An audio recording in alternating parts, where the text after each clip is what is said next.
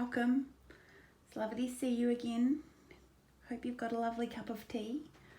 Just want to share these beautiful yellow sunflowers and daisies that I've just bought.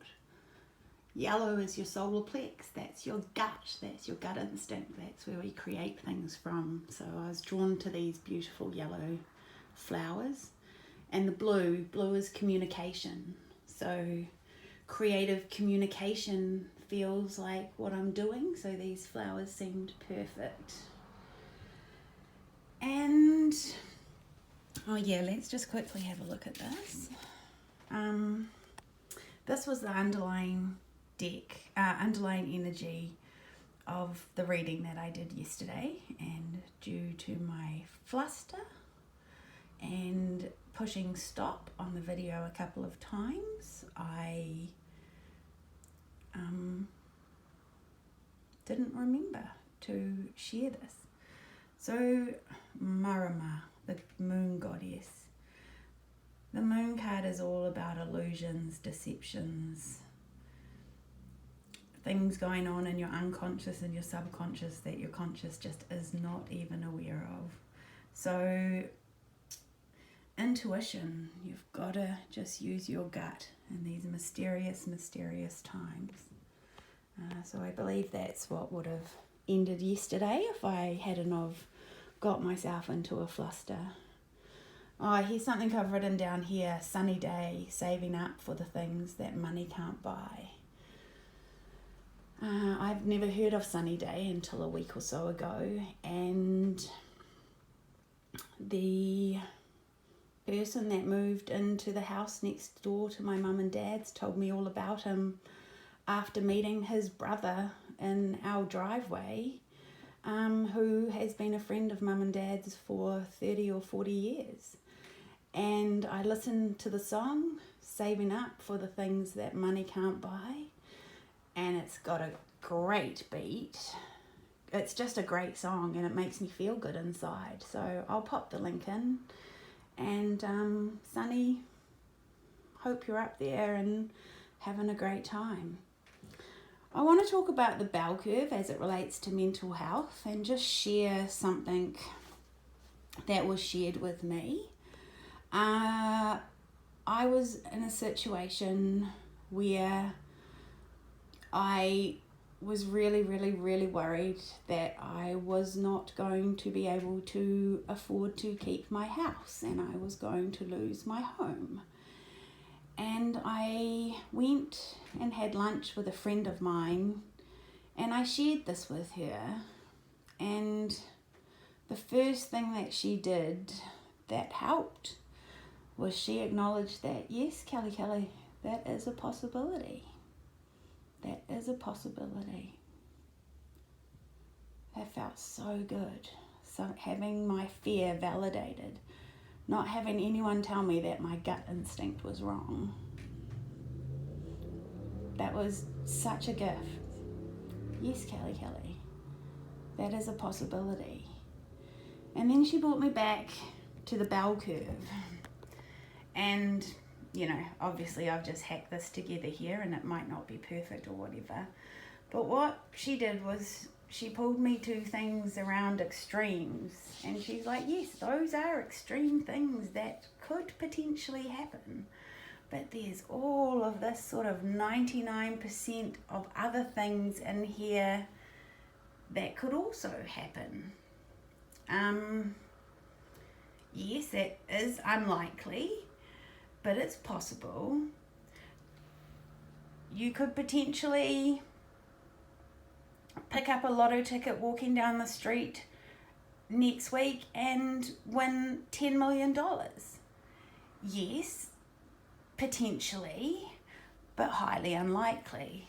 And for myself, when I have found myself to be in fight or flight, my body's unregulated and I'm panicking, I'm not thinking clearly, my body is just spitting out chemicals that are making it behave in a way that I would have need to behave to save myself and get away from this situation.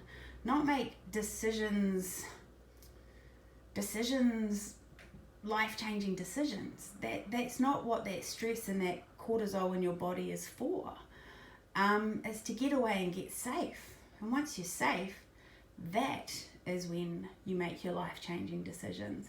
So at this particular lunch in the old churchyard cafe, she talked to me about catastrophization. And she said, Kelly, you are catastrophizing. Yes, it's a possibility, but it's all you're focusing on, and you're not focusing on all of these other things. And I suppose that's where I'm at. The fear going on around me is talking about what I perceive to be as really, really extreme potential things. And yes, they are possible, but I want to calm myself down and spend some time here in the other 99% of possibilities, and potentially, instead of in a state of fear, just going with that one extreme thing, give your house to your next door neighbor and ask if you can always live there if they pay the rent forever. No, deep breath, calm down, brainstorm. There's got to be 99 other ideas out there that have not even been considered. But only a regulated, calm body that is not in a state of panic and fight or flight has any capacity, mental or physical, to spend some time on that. So, disclosure, I don't do fake book. I have this new YouTube channel, and I have Twitter and I have Instagram. That's where I get my life news from. So pretty much Instagram feeds me beautiful images of uplifting things, and Twitter just gives me the ability to see what's going on in the collective conscious of humanity, the whole 8 billion of us that are all focused on the same thing. For once, our energy is directed towards the same thing. So connecting in with the potential voter pool of New Zealand's 6 million people. Yesterday there was a lot of stuff going on Twitter about the competency and other questions being asked, valid questions. People are allowed to ask questions, and I'm allowed to ask questions of my cards, because I actually prefer the answers I get from the cards than some of the nasty people on Twitter. I did meet Craig Lord last night and gave him the respect of letting him know I will be talking about him in cups of tea. Met his beautiful wife Michelle, and I think he's like me. It's fine to ask a question, and it's fine to stop something if it's not working and brainstorm other ideas. But that last little bit, I just added in, I think that, but I'm not speaking for that man because I do not know him. Anyway, the question today: is the current PM of New Zealand, Prime Minister of New Zealand, performing the duties she is elected by the potential New Zealand voter pool of 6 million people to represent? Is she doing this in an autonomous, non-partisan, sovereign, independent and uncompromised way? So let's break the shuffled cards up and see what they have to say. Now I believe yesterday this is the bit where I may have clicked the stop button by accident. So here we go. Let's see what the cards have to say. So this card represents our Prime Minister, our current New Zealand. Whoops, I did it again. Okay, so that represents our current New Zealand, Prime Minister. Yes, I do know I'm going to have to figure out something different.